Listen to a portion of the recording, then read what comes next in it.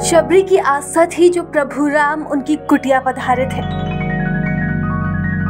अहिल्या को पत्थर से स्त्री प्रभु राम के चरण स्पर्श से बनाया गया।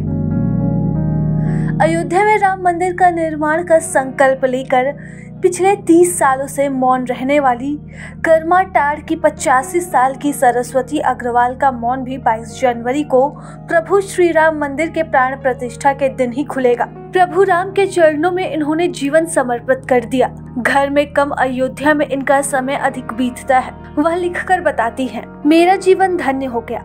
रामलला मुझे प्राण प्रतिष्ठा में शामिल होने के लिए बुलाया है। मेरी तपस्या साधना सफल हुई। 30 साल के बाद मेरा मौन राम नाम के साथ ही टूटेगा। आपको बता दी कि सरस्वती अग्रवाल मई 1992 में अयोध्या गई थी। वहां राम जन्मभूमि के अध्यक्ष नित्य गोपाल दास से मिली। उन्होंने कामतानाथ पहाड़ की परिक्रमा की। वहां से वह चित्रकूट चले गई। 7.5 महीना कल्पवास में वह एक गिलास दूध पीकर रही। फिर कामता पहाड़ की 14 किलोमीटर की परिक्रमा रोज करती रही। परिक्रमा के बाद अयोध्या लौटी। 6 दिसंबर 1992 का दिन था जब स्वामी नित्य गोपाल दास से मिली। उनकी प्रेरणा से ही मौन धारण किया।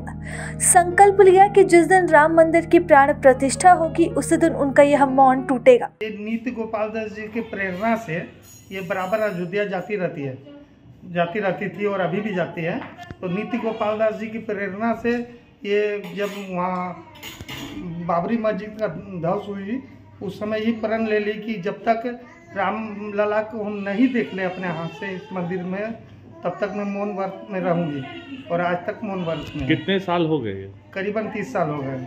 अब इनका मौन व्रत कब टूटने वाला है? 22 के बाद देखे 22 को इनका मौन व्रत टूट मतलब कहाँ पे टूटेगा? अयोध्या में बुलावा इनको आया? हाँ, नित्य गोपाल दास जी के सामने ही खुलेगा, उनके शिष्यों के सामने। ये उनको बुलावा आया है क्या अयोध्या से? अयोध्या से जो नित्य गोपाल दास जी के शिष्य द्वारा इनको बुलाया गया है।